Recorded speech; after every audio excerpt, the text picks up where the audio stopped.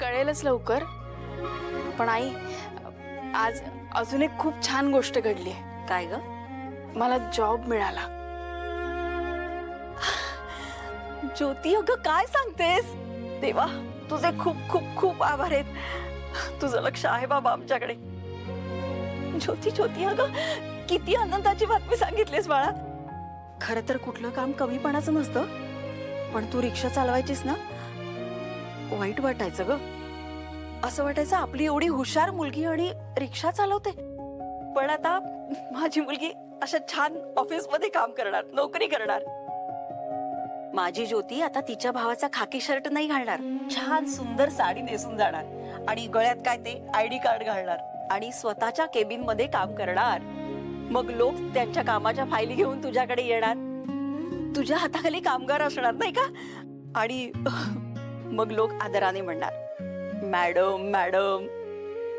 मग तू तुझ्या फिरणाऱ्या खुर्चीमध्ये मस्त अशी बसणार आणि त्या फायलींवर सही करणार नाही का? हेच चित्र बघितलं होतं, हे स्वप्न बघितलं होतं ग. तू बघ आता आपल्या घराचं चित्र पूर्ण बदलेल. तू कष्ट करशील, तिथे मेहनत करशील आणि मग मोठी मोठी पदं मिळवशील नाही का? आणि मग लोक म्हणतील, ज्योती मॅडम आल्या, ज्योती मॅडम आल्या. मग मी पण फुशारक्या मारत सांगेन, ज्योती मॅडमची आई आहे मी. मग तू ऑफिसला जाताना तुझी ती महागडी गाडी येणार ना तुला न्यायला. तू मेन बॉस झालीस की माझी रिक्षा चालवणारी लेक आता महागड्या गाडीतून फिरणार. खूप बरं वाटतंय.